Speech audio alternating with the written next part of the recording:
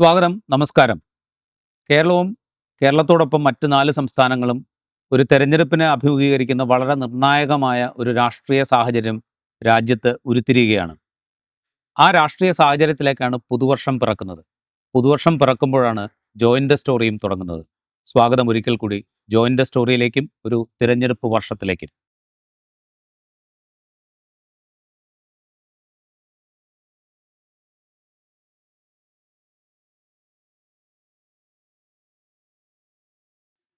Join the സ്റ്റോറിയിൽ നമ്മൾ തുടങ്ങുമ്പോൾ ആദ്യം അനലൈസ് ചെയ്യുന്നത് ഈ തെരഞ്ഞെടുപ്പ് വർഷത്തെ തന്നെയാണ്. തെരഞ്ഞെടുപ്പ് വർഷത്തിൽ നമുക്ക് ഏറ്റവും പ്രധാനപ്പെട്ടത് കേരളമാണ്. കേരളത്തിൽ വരാൻ പോകുന്ന നിയമസഭാ തെരഞ്ഞെടുപ്പാണ്. ആ നിയമസഭാ തെരഞ്ഞെടുപ്പിന്റെ അന്തരീക്ഷം വിലയിരുത്തുകയാണ് ജോയിൻ ദ സ്റ്റോറി അതിന്റെ ആദ്യത്തെ എപ്പിസോഡിൽ. ആദ്യ എപ്പിസോഡിലേക്ക് നമ്മൾ കടക്കുമ്പോൾ ഒരു തെരഞ്ഞെടുപ്പ് കഴിഞ്ഞ് അടുത്ത തെരഞ്ഞെടുപ്പിലേക്ക് കടക്കുന്ന ഒരു ഘട്ടമാണിത്. തദ്ദേശ ഭരണ തെരഞ്ഞെടുപ്പിൽ കേരളത്തിൽ 10 വർഷമായി പ്രതിപക്ഷത്തിരിക്കുന്ന UDF വലിയ മുന്നേറ്റം കാഴ്ചവെച്ചുകൊണ്ടുള്ള ഒരു തദ്ദേശ തെരഞ്ഞെടുപ്പ് കഴിഞ്ഞിരിക്കുന്നു. തുടർഭരണം പ്രതീക്ഷിക്കുന്ന LDFന് കനത്ത തിരിച്ചടി തദ്ദേശ ഭരണ തെരഞ്ഞെടുപ്പിൽ ഉണ്ടായിരിക്കുന്നു. വലിയ മുന്നേറ്റം ഉണ്ടാക്കും എന്ന് പ്രതീക്ഷിച്ചിരുന്ന BJP അവർ ഏത് നിലയിലാണോ 2016 നിയമസഭാ തെരഞ്ഞെടുപ്പിൽ ഉണ്ടായിരുന്നത് ആ നിലവാരത്തിലേക്ക് പതിക്കുകയും ചെയ്തിരിക്കുന്നു. ഈ സിറ്റുവേഷനിലാണ് കേരളം ഒരു നിയമസഭാ തെരഞ്ഞെടുപ്പിലേക്ക് പോകുന്നത്. ബഷീറുണ്ട്. ഈ സ്ഥാപനത്തിന്റെ ഫൗണ്ടിംഗ് എഡിറ്റർമാരിൽ ഒരാളായ ജോയിൻ ദ സ്റ്റോറിയുടെ ഫൗണ്ടിംഗ് എഡിറ്റർമാരിൽ ഒരാളായ ബഷീർ കൂടിയുണ്ട് ഈ അവലോകനത്തിൽ.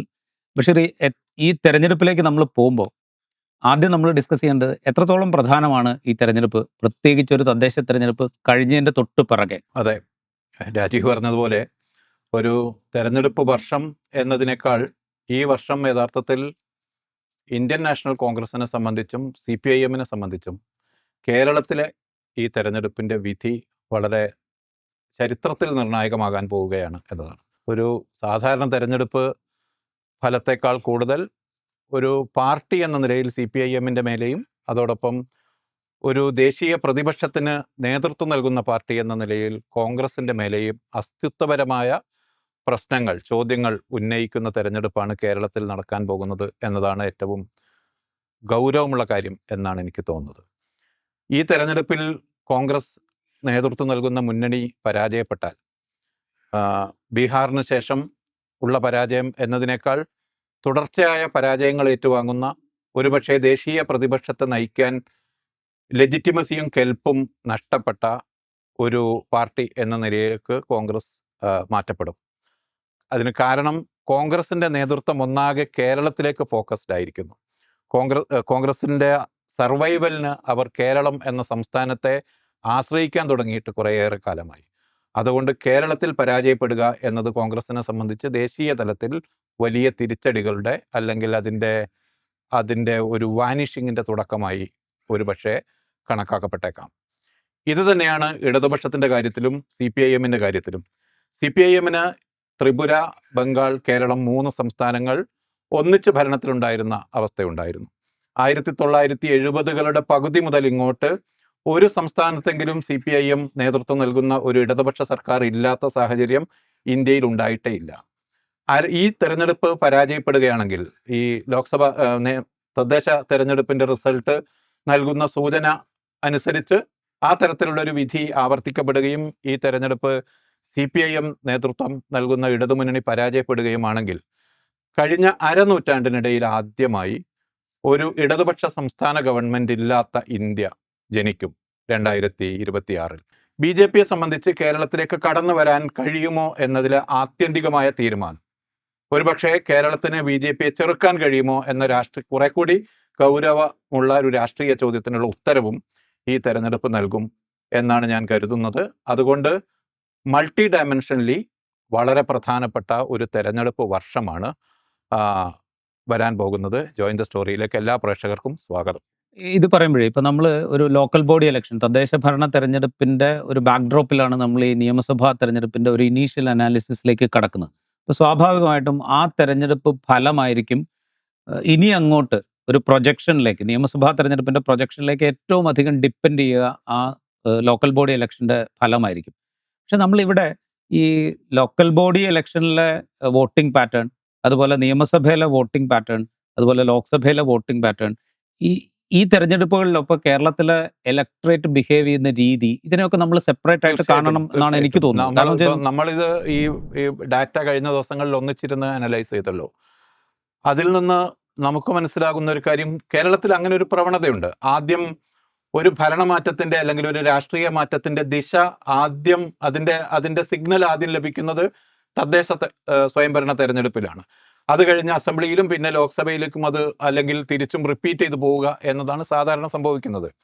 എന്നാൽ അങ്ങനെ ഒരു ഒരു പാറ്റേൺ പ്രവചിക്കാൻ കഴിയാത്ത വിധത്തിലുള്ള ഒരു വോളട്ടൈൽ സ്വഭാവം കേരളത്തിലെ ഇലക്ടറേറ്റ് കൈക്കൊള്ളാൻ തുടങ്ങിയിട്ട് കുറച്ച് കാലമായി എന്നാണ് എനിക്ക് തോന്നുന്നത്. ലോക്സഭയിലേക്ക് ഒരു ദേശീയ പ്രാധാന്യവും അല്ലെങ്കിൽ ദേശീയമായ പരിഗണനകളും, നിയമസഭയിലേക്ക് സംസ്ഥാനത്തിൻ്റെതായ പരിഗണനകളും, തദ്ദേശ സ്ഥാപനങ്ങളിലേക്കുള്ള തെരഞ്ഞെടുപ്പുകളിൽ കുറെ കൂടി പ്രോക്സിമിറ്റി, ലോക്കൽ പ്രോക്സിമിറ്റി, അതല്ലെങ്കിൽ പ്രാദേശിക ബന്ധങ്ങൾ, പ്രാദേശിക പ്രശ്നങ്ങൾ ഉന്നയിച്ചുള്ള വളരെ ഇന്റലിജന്റ് ആയ, പൊളിറ്റിക്കലി വളരെ സൊഫിസ്റ്റിക്കേറ്റഡ് ആയ ഒരു ഇലക്ടറേറ്റായി, വളരെ മെച്ചുവേർഡ് ആയ ഒരു ഇലക്ടറേറ്റായി കേരളം അല്ലെങ്കിൽ മലയാളി വോട്ടർമാർ മാറിയിട്ടുണ്ട് എന്ന് ഈ കണക്കുകൾ പരിശോധിക്കുമ്പോൾ വളരെ വ്യക്തമാണ്. ഇത് മുൻനിർത്തി ഒരു കാര്യം ഉറപ്പിച്ചു പറയാം, ഒരുപക്ഷെ രാഷ്ട്രീയ കേരളത്തിന്റെ ചരിത്രത്തിലുണ്ടായതിൽ വെച്ച് ഏറ്റവും ടഫായ മത്സരമാണ് വരാൻ പോകുന്നത്. അല്ലാതെ തദ്ദേശ തെരഞ്ഞെടുപ്പിന്റെ പശ്ചാത്തലത്തിൽ വളരെ ഈസി ആയ ഒരു ഭരണമാറ്റം ഇവിടെ സംഭവിക്കാൻ പോകുന്നു എന്ന വിശ്വാസം എനിക്കില്ല.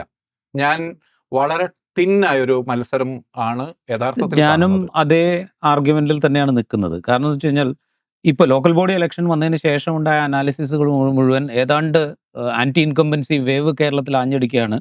ഒരു ഷുവറായിട്ടുള്ള ഭരണമാറ്റം 2026 ഉണ്ടാകും എന്നുള്ള മട്ടിലുള്ള അനാലിസിസും ആ രൂപത്തിലുള്ള പ്രതികരണങ്ങളും നമ്മുടെ മുമ്പിലേക്ക് ഒരുപാട് വന്നു കഴിഞ്ഞു. പക്ഷേ ആ രൂപത്തിലായിരിക്കില്ല അസംബ്ലി തെരഞ്ഞെടുപ്പ് എന്നാണ് ഞാനും വിശ്വസിക്കുന്നത്. കാരണം വെച്ച് കഴിഞ്ഞാൽ അതിന് എനിക്ക് ഞാൻ ഡിപ്പെൻഡ് ചെയ്യുന്നത് 2011 നിയമസഭാ തെരഞ്ഞെടുപ്പ് ഫലത്തെയാണ്.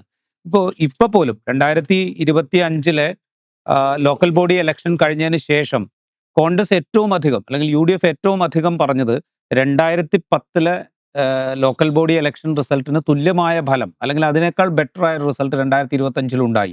2011 നിയമസഭാ തെരഞ്ഞെടുപ്പിൽ ഭരണമാറ്റം ഉണ്ടായതുപോലെ തന്നെ 2026 നിയമസഭാ തെരഞ്ഞെടുപ്പിൽ ഭരണമാറ്റം ഉണ്ടാവും എന്ന ആർഗ്യുമെന്റാണ് UDFും കോൺഗ്രസും ഒക്കെ വലിയ തോതിൽ മുന്നോട്ട് വെച്ചത്. ഏതാണ്ട് എല്ലാ അനാലിസിസുകളും ആ രൂപത്തിൽ തന്നെ അതിനെ ടേക്കപ്പ് ചെയ്യുന്നത് നമ്മൾ കണ്ടു. പക്ഷേ ഈ 2010 ഏതാണ്ട് സമാനമായി, ഇപ്പൊ 2025 UDF നേടിയതിന് ഏതാണ്ട് സമാനമായൊരു വിജയം 2010 ലോക്കൽ ബോഡി ഇലക്ഷനിൽ UDF ഉണ്ടായിരുന്നു. ഇതിനേക്കാൾ കുറച്ചുകൂടി കൂടുതലായിരുന്നു. എന്നിട്ട് പോലും സീറ്റുകളും മറ്റും കൂടുതലായി. എന്നിട്ട് പോലും 2011 നിയമസഭാ തെരഞ്ഞെടുപ്പിലേക്ക് വരുമ്പോൾ അന്ന് ഞാൻ വിചാരിക്കുന്നത് 2006, 2011 VS അച്യുതാനന്ദൻ സർക്കാർ നേരിട്ട ആന്റി ഇൻകംബൻസിയേക്കാൾ കുറച്ച് കുറവായിരിക്കും സത്യം പറഞ്ഞാൽ ഈ ഘട്ടത്തിലുള്ള ആന്റി ഇൻകംബൻസി എന്നാണ് സ്റ്റേറ്റ് ഗവൺമെന്റിനെ സംബന്ധിച്ച് എൻ്റെ വിലയിരുത്തൽ.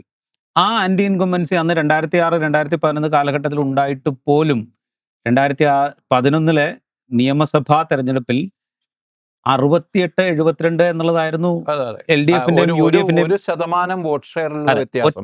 1% 45, 45 ആ റേഞ്ചിൽ 44-45 രണ്ട് മുന്നേ 1% അല്ലെങ്കിൽ 1%ത്തിന് തൊട്ടടുത്തുള്ള വോട്ട് ഷെയറിന്റെ വ്യത്യാസം മാത്രമായിരുന്നു. ഞാനതിനെ വേറൊരു രീതിയിൽ പ്ലേസ് ചെയ്താൽ പിറവം മണ്ഡലത്തിൽ 157 വോട്ടിനാണ് അന്ന് TM ജേക്കബ് ജയിച്ചത്. 500 സംതിങ് വോട്ടിനാണ് മണലൂർ മണ്ഡലത്തിൽ LDF പരാജയപ്പെട്ടത്.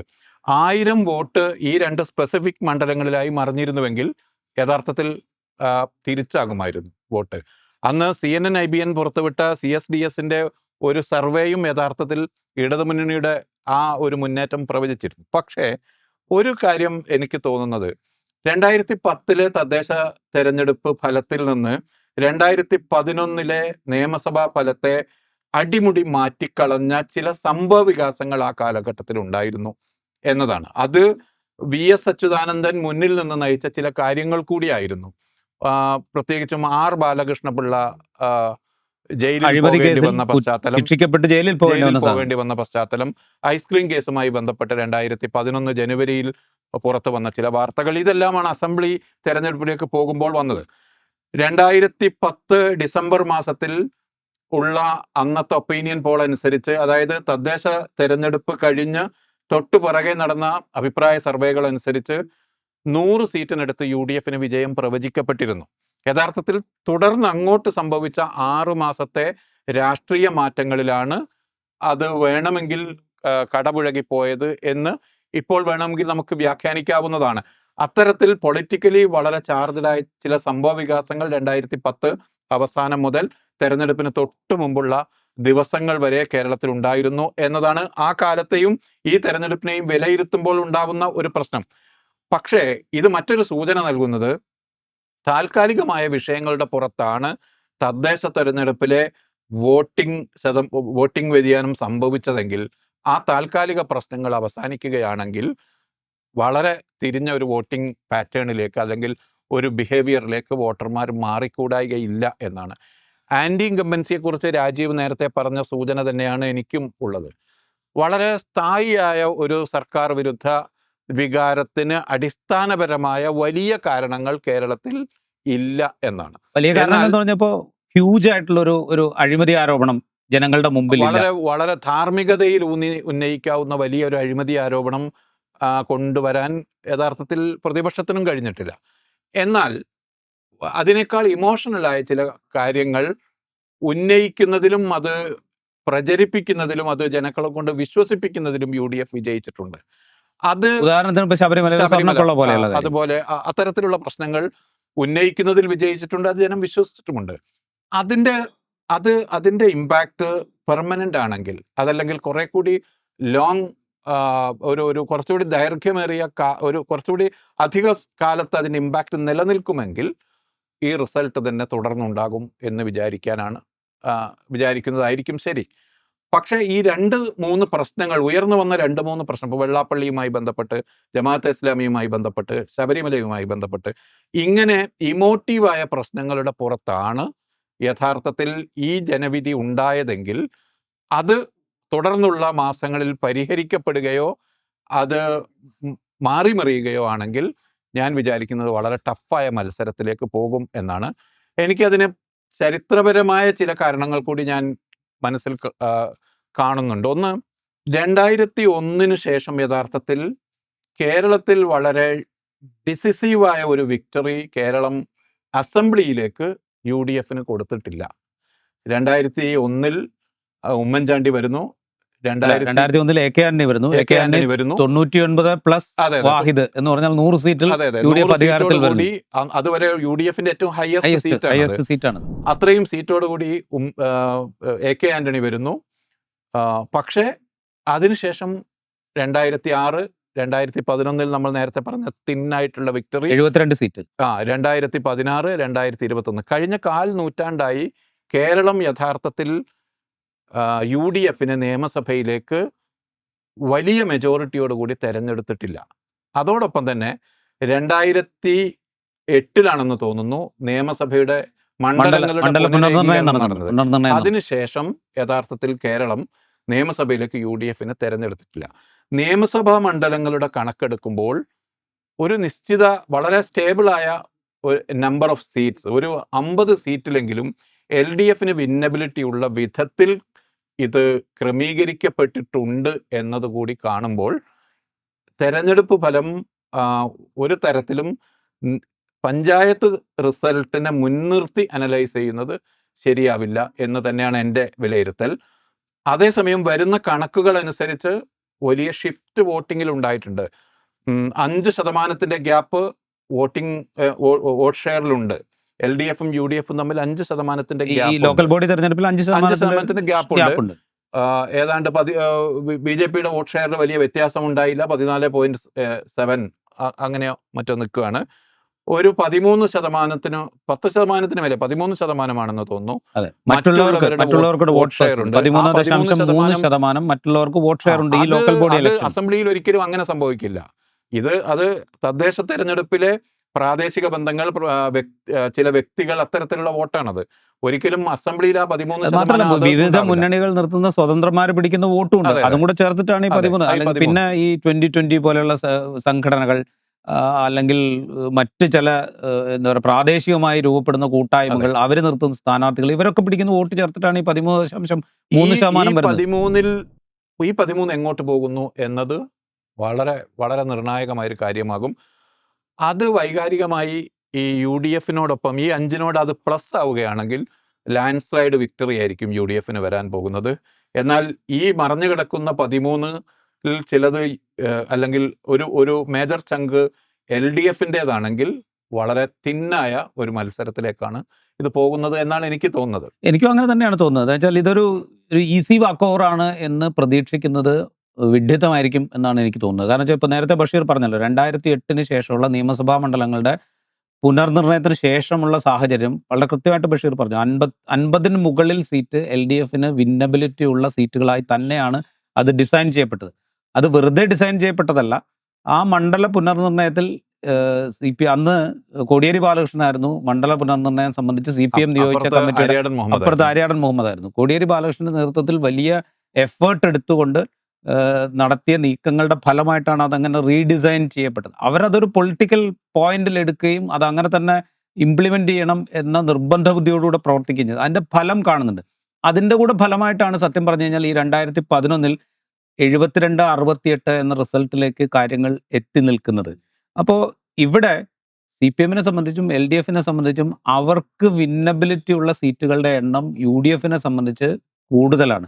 UDF-ലാണെങ്കിൽ വിന്നബിലിറ്റി ഉള്ള സീറ്റുകളുടെ എണ്ണം സത്യം പറഞ്ഞാൽ കോൺഗ്രസിനേക്കാൾ കൂടുതൽ മുസ്ലിം ലീഗിനാണുള്ളത്. അത് അവർക്ക് സ്ഥിരമായി ജയിക്കാവുന്ന മണ്ഡലങ്ങൾ എന്നുള്ളത് ഉറപ്പുള്ള സീറ്റുകൾ കൂടുതലുള്ളത് മുസ്ലിം ലീഗിനാണ്. കോൺഗ്രസിനെ സംബന്ധിച്ച് അവർക്ക് വിന്നബിലിറ്റി ഉള്ള സീറ്റുകളുടെ എണ്ണം കുറവാണ്. മറ്റ് സീറ്റുകളിൽ അവർ അത്യധ്വാനം ചെയ്ത് അവരുടെ എഫേർട്ട് കൂടുതൽ ഇട്ടുകൊണ്ട് ആ സീറ്റുകൾ പിടിച്ചെടുക്കേണ്ടി വരും. ഇതൊരു വലിയ ചലഞ്ചാണ്. അത് മാത്രമല്ല ഈ യഥാർത്ഥത്തിൽ ഒരു 2021 തുടർഭരണം എന്നത് കേരളത്തിന്റെ അതുവരെയുള്ള പൊതു സ്വഭാവം വെച്ച് ആരും കണക്കാക്കിയിട്ടുള്ളതല്ല. പക്ഷേ ഈ കഴിഞ്ഞ 25 വർഷത്തിനിടയിൽ പ്രത്യേകിച്ചും അവസാനത്തെ 20 വർഷത്തിനിടയിൽ കേരളത്തിൽ സംഭവിച്ചിരിക്കുന്ന സംസ്ഥാന തെരഞ്ഞെടുപ്പിനോടുള്ള കേരള വോട്ടർ ഇലക്ടറേറ്റിന്റെ ഒരു അപ്രോച്ചിൽ ഉള്ള വ്യത്യാസം ആണ് ഈ പ്രതിഫലിക്കുന്നത് എന്നാണ് എനിക്ക് തോന്നുന്നത്.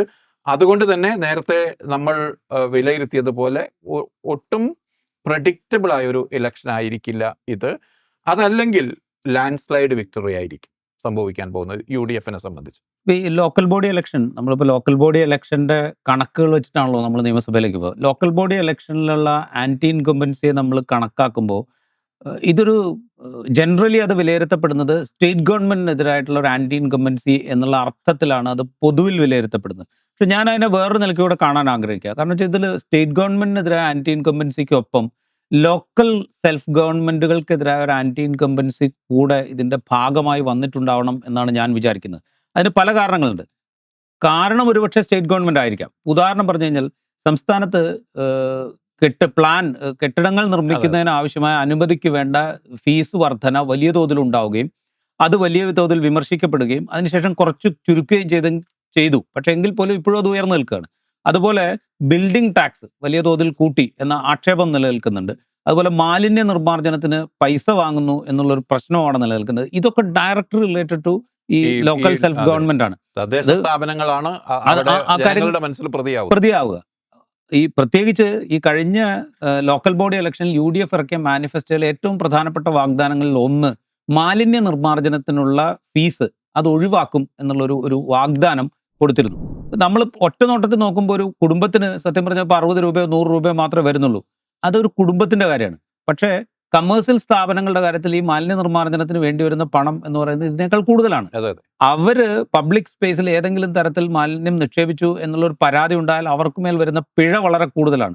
അപ്പൊ ആ ഒരു ഘട്ടത്തിൽ UDF ഇങ്ങനെ ഒരു വാഗ്ദാനം മുന്നോട്ട് വയ്ക്കുമ്പോൾ വലിയ തോതിൽ ഈ കമേഴ്സ്യൽ സ്ഥാപനം, ചെറുകിട കച്ചവടക്കാർ, മറ്റ് വ്യാപാരി വ്യവസായികൾ, മറ്റ് കമേഴ്സ്യൽ സ്ഥാപനങ്ങൾ നടത്തുന്ന ആളുകൾ, ഇവരുടെ ഒക്കെ ഒരു ട്രാക്ഷൻ ഉണ്ടാകാനുള്ള ഒരു സാധ്യതയാണ്. അപ്പോൾ വെച്ചാൽ ഞാൻ പറയുന്നത് സ്റ്റേറ്റ് ഗവൺമെന്റിനെതിരെ ഒരു ആൻറ്റി ഇൻകംബൻസി മാത്രമായിട്ട് ഈ ലോക്കൽ ബോഡി ഇലക്ഷൻ ഫലത്തെ നമ്മൾ കണ്ടുകൂടാ.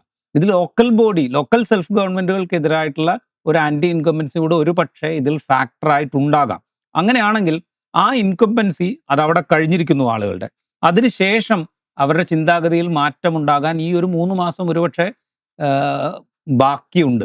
ആ 3 മാസം ഈ ആളുകളുടെ ചിന്താഗതിയിൽ ഒരു മാറ്റം ഉണ്ടാവുകയാണെങ്കിൽ നമ്മൾ വിചാരിക്കുന്ന പോലെ ഇത് വളരെ ടൈറ്റ് ആയിട്ടുള്ള ഒരു മത്സരമായിട്ട് ഇത് മാറും നിയമസഭാ തെരഞ്ഞെടുപ്പ്. ബഷീർ സംസാരിച്ച് തുടങ്ങിയപ്പോൾ പറഞ്ഞ കോൺഗ്രസിനെ സംബന്ധിച്ച് ഇതൊരു ജീവൻ മരണ പോരാട്ടമാണ്. കാരണം കേരളത്തിൽ 2 ടേം കോൺഗ്രസ് അധികാരത്തിന് പുറത്തിരുന്ന് കഴിഞ്ഞു. ഇനി ഒരു ടേം കൂടി അധികാരത്തിന് പുറത്തിരിക്കുക എന്ന് പറഞ്ഞാൽ കോൺഗ്രസിനെ സംബന്ധിച്ച് അത് സഹിക്കാവുന്ന കാര്യമേ അല്ല. അവർ ആ പാർട്ടി എന്നുള്ള നിലയ്ക്ക് ഡിസിൻറ്റഗ്രേറ്റ് ചെയ്യാനുള്ള ഒരു സാധ്യത അവരുടെ മുമ്പിലുണ്ട്.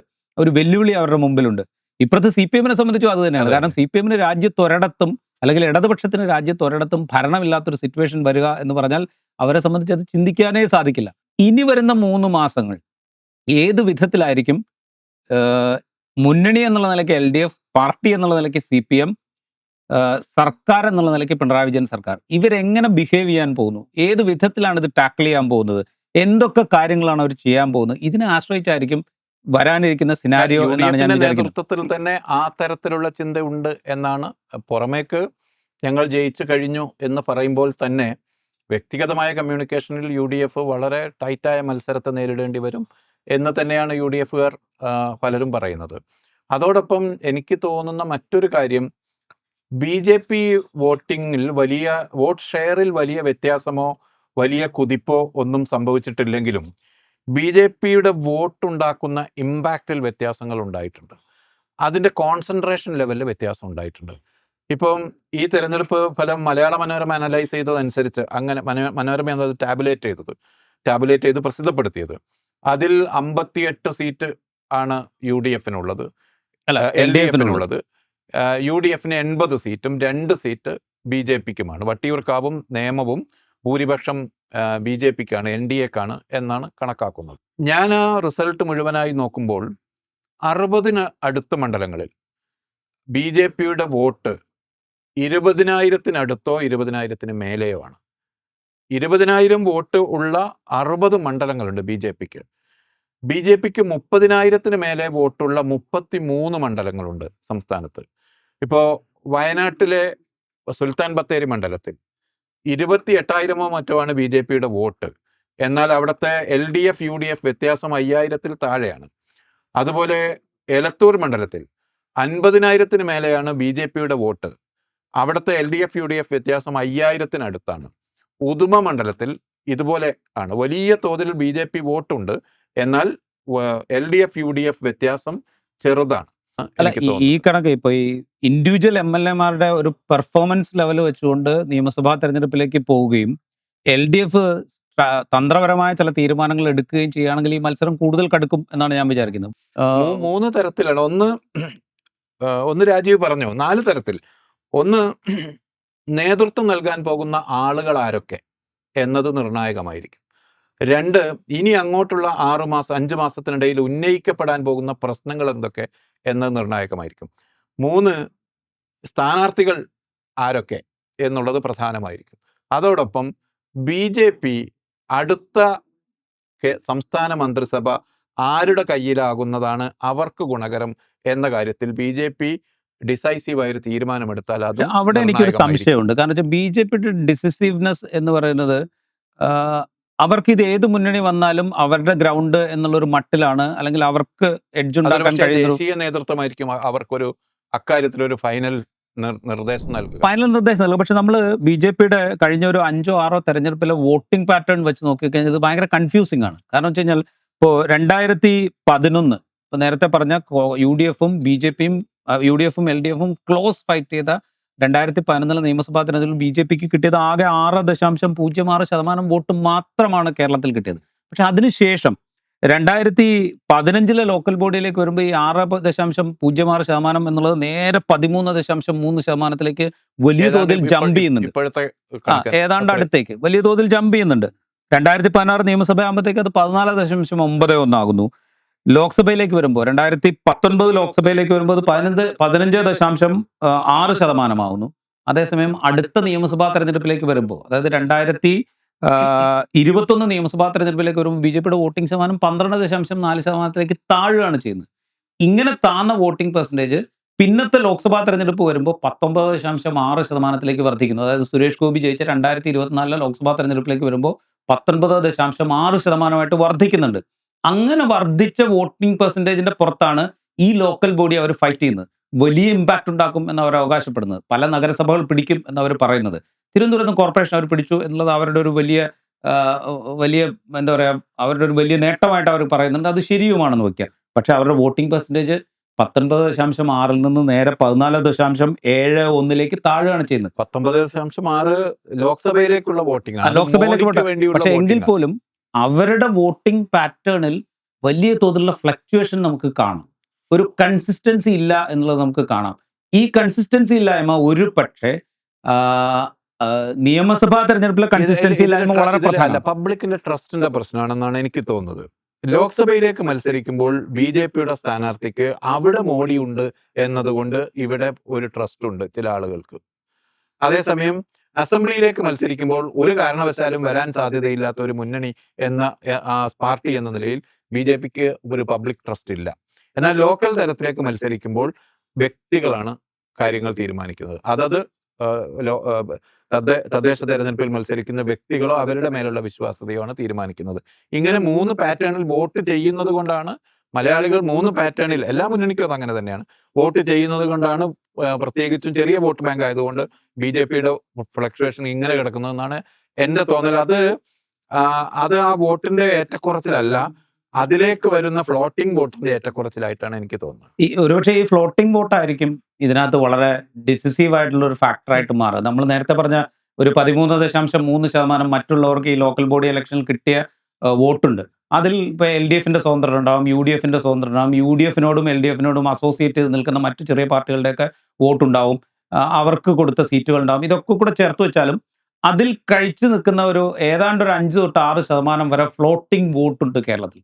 ഈ ഫ്ലോട്ടിംഗ് വോട്ടിന്റെ ഷിഫ്റ്റ് ആയിരിക്കും ഏറ്റവും ഡിസിസീവായി മാറുക. ഈ ഫ്ലോട്ടിംഗ് വോട്ട്, ഇപ്പോൾ ബഷീർ നേരത്തെ പറഞ്ഞ പോലെ ബി.ജെ.പിക്ക് വലിയ സ്കോപ്പ് ഒന്നും നിയമസഭയിലില്ല. അതുകൊണ്ട് ഇത് UDFിലേക്ക് പോകണമോ LDFിലേക്ക് പോകണമോ എന്ന് മാത്രമേ അവരൊരു പക്ഷേ ആലോചിക്കാൻ സാധ്യതയുള്ളൂ. അവരുടെ പ്രിഫറൻസ് എന്തായിരിക്കും? ആ പ്രിഫറൻസ് അവർ ഏത് ഫാക്ടറിനായിരിക്കും കൊടുക്കുക? അത് ഈ ഗവൺമെന്റിന്റെ ആക്ടിവിറ്റീസിനെ മുന്നിൽ കണ്ടിട്ടാണോ അവർ തീരുമാനിക്കുക? ഗവൺമെന്റിനെതിരായ പൊളിറ്റിക്കൽ അലിഗേഷൻസ് വെച്ചിട്ടായിരിക്കും അവർ തീരുമാനിക്കുക? അതോ മറ്റ് ഫാക്ടേഴ്സ്, ഇപ്പോൾ 2010 തദ്ദേശ ഭരണ തെരഞ്ഞെടുപ്പിന് ശേഷം 2011 വരുന്നതിന് ഇടയ്ക്കുണ്ടായ പൊളിറ്റിക്കൽ ഡെവലപ്മെന്റിനെ കുറിച്ച് ബഷീർ സൂചിപ്പിച്ചല്ലോ. അതായത് ആർ ബാലകൃഷ്ണപിള്ളയുടെ ജയിൽ ശിക്ഷ, അതുപോലെ ഐസ്ക്രീം പാർലർ കേസിന്റെ 2ാം ഘട്ടം, ഇതൊക്കെ വന്നപ്പോൾ വരവ്, ഇതൊക്കെ വന്നപ്പോൾ ഉണ്ടായ ഒരു മാറ്റമുണ്ട്. ഒരുപക്ഷെ ഈ അടുത്ത 3 മാസം ഇത്തരത്തിലുള്ള എന്തെങ്കിലും ഒന്ന് ഡെവലപ്പ് ചെയ്യാനുള്ള ഒരു സാധ്യത നമ്മളുടെ മുമ്പിൽ ഇപ്പോൾ ഇല്ല. അത്തരത്തിലുള്ളത് ഡെവലപ്പ് ചെയ്യണമെന്നുമില്ല. അത് അന്നത്തെ മാത്രം ഒരു സാഹചര്യമായിരുന്നു. ആ തരത്തിലുള്ള ഒരു രാഷ്ട്രീയ അന്തരീക്ഷമോ ആ തരത്തിലുള്ള നേതൃത്വമോ അല്ല യഥാർത്ഥത്തിലുള്ളത്. എൻ്റെ അക്കാര്യത്തിലുള്ള ചിന്ത, ഉന്നയിക്കപ്പെടുന്ന ഇപ്പോൾ തദ്ദേശ തെരഞ്ഞെടുപ്പിൽ സ്വാധീനിച്ച വിഷയങ്ങളുടെ ഡ്യൂറബിലിറ്റി ആണ്. അത് കുറെ ഇമോട്ടീവ് ആയിരുന്നു, അത് കുറച്ച് താൽക്കാലികമായിരുന്നു എന്ന് വേണമെങ്കിൽ കരുതാം.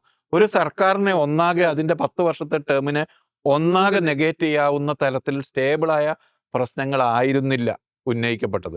കുറെയൊക്കെ ഇമോഷണലായ വൈകാരികമായ പ്രശ്നങ്ങളാണ് ഉന്നയിക്കപ്പെട്ടത്. വൈകാരികമായ പ്രശ്നമാണെങ്കിൽ പോലും ഇതേ വൈകാരികമായ പ്രശ്നം 2019 ലോക്സഭാ തെരഞ്ഞെടുപ്പിൽ നമ്മൾ കണ്ടതാണ്. നിയമസഭയിൽ ആ പ്രശ്നം ഉന്നയിക്കപ്പെട്ടില്ല. ആ നിയമസഭയിൽ അത് ഉന്നയിക്കപ്പെട്ടു എങ്കിൽ പോലും അത് ഫലം കാണാതിരുന്നതിന് വേറൊരു ഫാക്ടർ കൂടി ഉണ്ടായിരുന്നു. കാരണം 2019 ലോക്സഭാ തെരഞ്ഞെടുപ്പിന്റെ ഫലം വന്നതിന് ശേഷം അന്നത്തെ CPM സംസ്ഥാന സെക്രട്ടറി ആയിരുന്ന കോടിയേരി ബാലകൃഷ്ണന്റെ നേതൃത്വത്തിൽ കേരളത്തിലെ വീട് വീടാന്തരം കയറി ഇറങ്ങിക്കൊണ്ട് ഇക്കാര്യം വിശദീകരിച്ച് CPM നടത്തിയ ഒരു ക്യാമ്പയിൻ ഉണ്ടായിരുന്നു. ആ ക്യാമ്പയിന്റെ ഒരു ഭാഗം കൂടി ആവാം ഒരുപക്ഷെ 2021 നിയമസഭാ തെരഞ്ഞെടുപ്പിൽ ആ ശബരിമല ഇമോഷണൽ ഇഷ്യൂ ഒരു പരിധിവരെ റിഫ്ലക്ട് ചെയ്യാവുന്ന ഒരു കാരണമെന്ന് പൊളിറ്റിക്കലായിട്ട് വേണമെങ്കിൽ നമുക്ക് ആർഗ്യൂ ചെയ്യാം. അത്തരം ഒരു ആക്ടിവിറ്റി ഞാൻ തിരിച്ചാ കാണുന്നത്. 2019 ലോക്സഭാ തെരഞ്ഞെടുപ്പിന് ആ തെരഞ്ഞെടുപ്പിന്റെ ദേശീയമായ പ്രാധാന്യവും ദേശീയമായ പ്രശ്നങ്ങളും ഏറ്റവും പൊളിറ്റിക്കലി അജൈലായ ഒരു പോപ്പുലേഷൻ എന്ന നിലയിൽ മലയാളികൾ അതിനെ ദേശീയ തെരഞ്ഞെടുപ്പായി കാണുകയും അങ്ങനെ വോട്ട് ചെയ്യുകയും ചെയ്തു. നിയമസഭയിലേക്ക് വരുമ്പോൾ അവർ മറ്റൊരു പാറ്റേണിൽ വോട്ട് ചെയ്യുന്നു.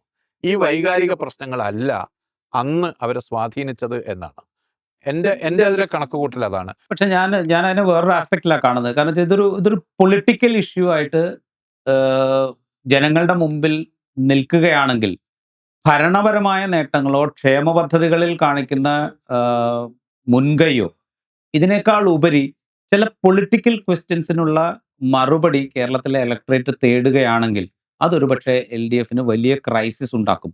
അത് അതൊരു ഇമോഷണൽ കണ്ടന്റ് ആണ്. ഇതിപ്പോൾ ലോക്കൽ ബോഡിയിൽ ആ ഇമോഷണൽ കണ്ടന്റ് വന്നിട്ടുണ്ടെങ്കിൽ അതിന്റെ ഡ്യൂറബിലിറ്റി പ്രശ്നമാണ്.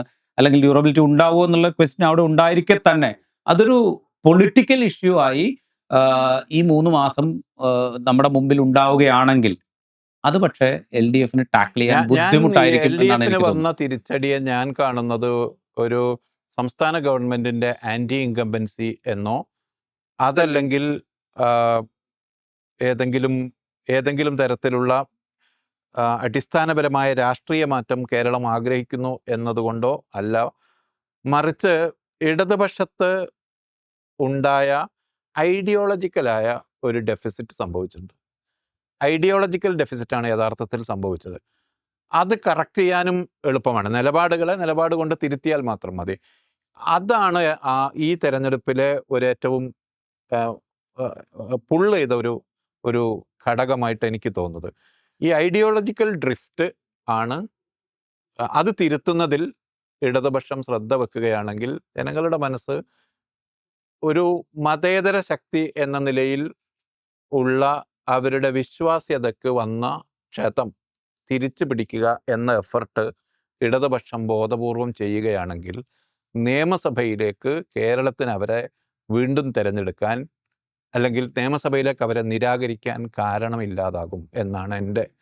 Right, ഇതാണ് എന്തായാലും രാജീവ് അതിനോട് യോജിക്കുന്നുണ്ടോ എന്ന് ഇതിന്റെ എനിക്കറിയില്ല. ഇതാണ് ഇപ്പോഴും ഈ കണക്കുകളെല്ലാം നോക്കുമ്പോഴും എൻ്റെ ഞാനിപ്പോൾ ബഷീർ ഇപ്പം ഈ പറഞ്ഞ ഐഡിയോളജിക്കൽ ഡ്രിഫ്റ്റ് ഉണ്ടല്ലോ, അത് തന്നെയാണ് ഞാനൊരു പൊളിറ്റിക്കൽ ഇഷ്യൂ ആണ് ഈ തെരഞ്ഞെടുപ്പിലുണ്ടായ പരാജയത്തിന്റെ പ്രധാനപ്പെട്ട കാരണം. ഭരണപരമായ ഒരു ആന്റി ഇൻകംബൻസി എന്ന് പറയുന്നത് ഭരണത്തിനെതിരായ ആന്റി ഇൻകംബൻസി അല്ല, പൊളിറ്റിക്കലായ ഒരു ആന്റി ഇൻകംബൻസി ആണ് എന്ന് മനസ്സിലാക്കപ്പെടുന്നുണ്ടോ എന്നുള്ളൊരു ക്വസ്റ്റ്യൻ ഉണ്ട്. അത് മനസ്സിലാക്കപ്പെടുന്ന വിധത്തിലല്ല സത്യം പറഞ്ഞാൽ ഈ തെരഞ്ഞെടുപ്പിന് ശേഷമുള്ള എൽ ഡി എഫിന്റെയും അതിന് നേതൃത്വം നൽകുന്ന പ്രധാന പാർട്ടിയായ സി പി എമ്മിന്റെയും നേതൃതലത്തിൽ നിന്നുള്ള പ്രതികരണങ്ങൾ എന്നാണ് ഞാൻ വായിച്ചെടുക്കുന്നത്. അത് അങ്ങനെ തുടരുകയാണെങ്കിൽ കേരളത്തിലെ ജനം യഥാർത്ഥത്തിൽ നമ്മുടെ രാഷ്ട്രീയ പാർട്ടികളെ ഔട്ട്ഗ്രോ ചെയ്തു കഴിഞ്ഞു.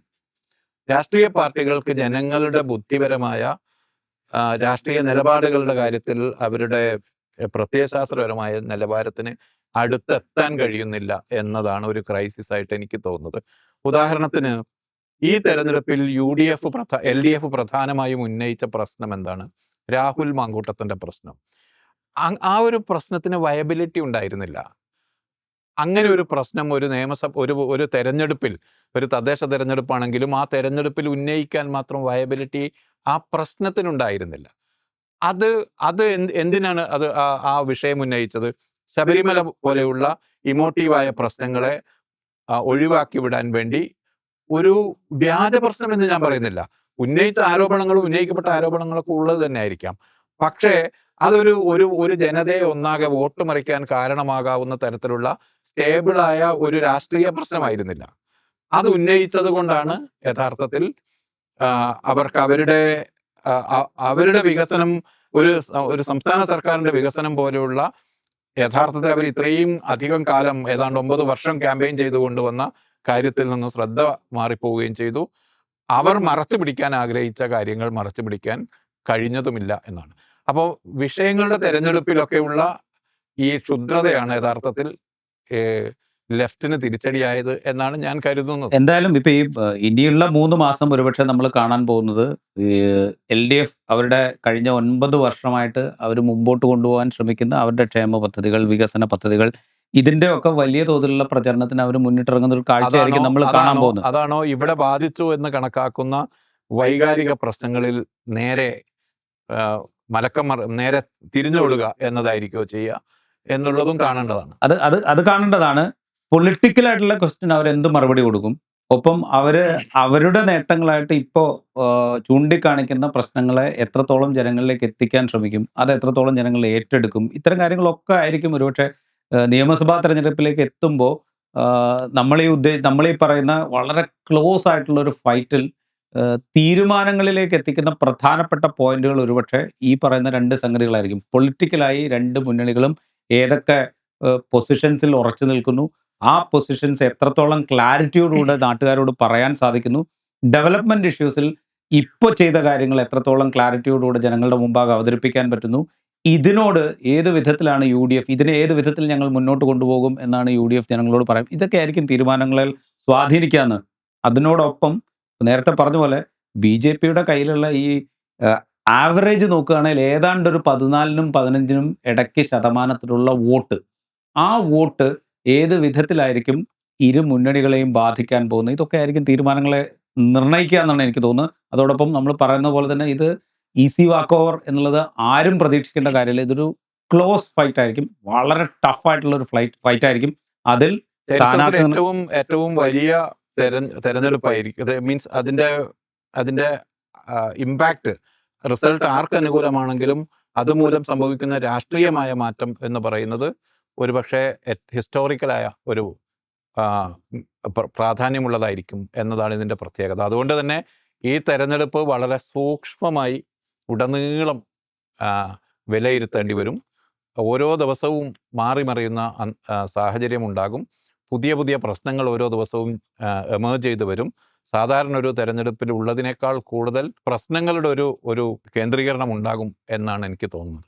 ഇതിപ്പോ പറഞ്ഞു വെക്കുന്നത് ജോയിൻ ദ സ്റ്റോറി ഇനി അങ്ങോട്ട് വരുന്ന ദിവസങ്ങളിലെല്ലാം ഈ ഇലക്ഷൻ, ഈ തെരഞ്ഞെടുപ്പ് അത് കേരളത്തിൽ മാത്രമല്ല, കേരളത്തിനൊപ്പം തെരഞ്ഞെടുപ്പ് നടക്കുന്ന ബംഗാൾ, തമിഴ്നാട്, അസം, അതുപോലെ പുതുശ്ശേരി, ഇങ്ങനെ ഈ 4 സംസ്ഥാന തെരഞ്ഞെടുപ്പുകൾ ഇതിനെയൊക്കെ വളരെ കീനായും വളരെ ക്ലോസ് ആയും ഫോളോ ചെയ്തുകൊണ്ടിരിക്കും. ഈ ഡാറ്റയുടെ ഒരു അടിസ്ഥാനത്തിൽ. പ്രാധാന്യം മനസ്സിൽ വെച്ചുകൊണ്ടാണ് യഥാർത്ഥത്തിൽ പൂർണ്ണമായ സന്നാഹം എത്തുന്നതിന് മുമ്പ് തന്നെ തെരഞ്ഞെടുപ്പുമായി ബന്ധപ്പെട്ടതും അല്ലാത്തതുമായ കണ്ടന്റ് കൊടുത്തു തുടങ്ങാം എന്ന് നമ്മളൊരു തീരുമാനത്തിലേക്കും എത്തുന്നത്. അത് തുടർച്ചയായി നമ്മൾ അതിൽ ഉണ്ടാകും എന്ന് അത് ഉണ്ടാകേണ്ടി വരും. റൈറ്റ്. എന്തായാലും ജോയിൻ ദ സ്റ്റോറി തുടങ്ങുന്നത് ഒരു തെരഞ്ഞെടുപ്പ് വർഷത്തിലാണ്. തെരഞ്ഞെടുപ്പിന്റെ ഒരു ചൂട് ജനങ്ങളിലേക്ക് എത്തിക്കാൻ പാകത്തിലായിരിക്കും ജോയിൻ ദ സ്റ്റോറി ഇനി അങ്ങോട്ട് മുമ്പോട്ട് പോവുക. തെരഞ്ഞെടുപ്പിന്റെ ചൂട് എന്ന് പറയുമ്പോൾ കഴിഞ്ഞ വർഷങ്ങളിലെ ഡാറ്റ, ഓരോ മണ്ഡലങ്ങളിലെയും ഡാറ്റ, അതിൻ്റെ ഡെമോഗ്രഫി, ഇതൊക്കെ കീറി അനലൈസ് ചെയ്യുന്ന വിധത്തിലുള്ള പരിപാടികളുണ്ടാവും. അതോടൊപ്പം ഓരോ ദിവസവും day to day wise develop ചെയ്തുകൊണ്ടിരിക്കുന്ന പൊളിറ്റിക്കൽ ഇഷ്യൂസ് ഉണ്ട്. അതുകൂടി ഈ തെരഞ്ഞെടുപ്പിനെ സ്വാധീനിക്കുന്ന ഘടകങ്ങളാണ്. അതിനെ അനലൈസ് ചെയ്യുന്ന പ്രോഗ്രാമുകൾ ഉണ്ടാവും. അതിനായി നമുക്ക് കാത്തിരിക്കാം. അതിന് വേണ്ടിയിട്ടാണ് ജോയിൻ ദ സ്റ്റോറി തുടങ്ങി വെക്കുന്നത് ഇപ്പോൾ. അതിന് മാത്രമായിട്ടല്ല, സാമൂഹിക പ്രശ്നങ്ങളിലേക്ക്, നമ്മുടെ ദൈനംദിന ജീവിതത്തെ ബാധിക്കുന്ന വിഷയങ്ങളിലേക്കൊക്കെ പടരുന്ന വിധത്തിലായിരിക്കും. തെരഞ്ഞെടുപ്പ് വരെ ഇതൊരു ഇലക്ഷൻ സ്പെഷ്യലിസ്റ്റ്. അതെ, തെരഞ്ഞെടുപ്പ് വരെ ഇതൊരു ഇലക്ഷൻ സ്പെഷ്യലിസ്റ്റ് ആയിരിക്കും. അതിനുശേഷം കുറെ കൂടെ വിശാലമായ ഒരു പ്ലാറ്റ്ഫോമായിട്ട്, വിശാലമായ ഒരു പ്രതലമായിട്ട് ജോയിൻ ദ സ്റ്റോറി മാറും. കാണുക, കാത്തിരിക്കുക.